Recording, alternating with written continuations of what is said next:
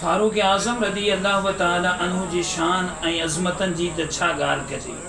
फारूक आज़म रदी अल्लाह ताला अन्हु जी शान ॿुधो। सब खां पहिरीं जंहिं ऐलानिया हिजरत कई वो उमर बिन ख़त्ताब आहे। जंहिंजे साए सां शैतान भॼंदो हो उहो उमर बिन ख़त्ताब आहे। जंहिं कलिमा हक़ पढ़ियो पोइ पाण खे लिकायईं न उहो उमर बिन ख़त्ताब आहे। जंहिंजी ज़बान ते हक़ ॻाल्हाईंदो आहे उहो उमर बिन ख़त्ताब आहे। जंहिं मके खां वठी मदीने ताईं इस्लामी निज़ाम क़ाइमु कयो उहो उमर बिन ख़त्ताब आहे। जंहिं 20 रकात तरावी नमाज़ जो एहतिमाम कयो उहो उमर बिन ख़त्ताब आहे। जंहिं 4000 मस्जिदूं क़ाइमु कयूं उहो उमर बिन ख़त्ताब आहे। जंहिं 900 जामिया मस्जिदूं क़ाइमु करायूं उहो उमर बिन ख़त्ताब आहे।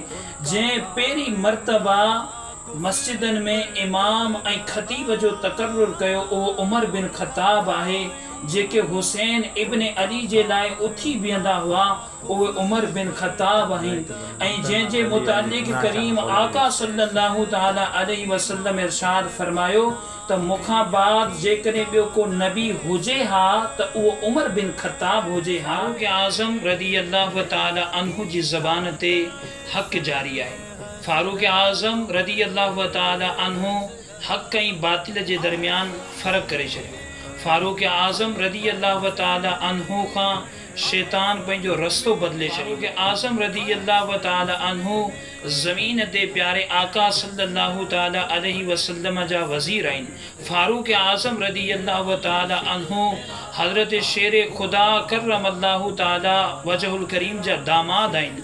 फारूक आज़म रदी अल्लाह ताला अन्हु नबी पाक सल्लल्लाहु ताला अलैहि वसल्लम जी मुराद।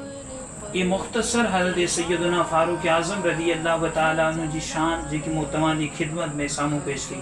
न त क़ुरान हदीस ऐं उलमाए किराम ऐं शेर खुदा करमल्लाहु ताला वजहुल करीम ख़ुदि हज़रत सैयदना फारूक आज़म रदी अल्लाह ताला अन्हु जी शान खे बयानु कयो आहे। हाणे रवाफ़िज़ जी तरफ़ खां इहो शोर मचायो वेंदो आहे त हज़रत फारूक आज़म रदी अल्लाह ताला अन्हु जी विसाल पहिरीं मुहर्रम हराम ते नाहे थियो हो, 26 ज़िलहज्जा ते थियो हो। इन ते बाक़ाइदा हिकिड़ी वीडियो असीं लाहींदासीं जंहिंमें इहो पेश कंदासीं दलाइलनि सां त फारूक आज़म रदी अल्लाह ताला अन्हु जो जेको विसाल थियो हो उहो 1 मुहर्रम हराम ते थियो हो। ऐं इहो रवाफ़िज़ जी तरफ़ खां फारूक आज़म रदी अल्लाह ताला अन्हु ते हिकिड़ो कूड़ो इल्ज़ाम लॻायो वेंदो आहे। उहो कहिड़ो कूड़ो इल्ज़ाम हूंदो आहे ऐं उन जो जवाबु छा आहे उहो इंशाअल्लाह अज़्ज़वजल असांजी अचण वारी वीडियो में ईंदो। तव्हां ज़रूरु हिननि वीडियोनि खे ॾिसो ऐं अॻिते फैलायो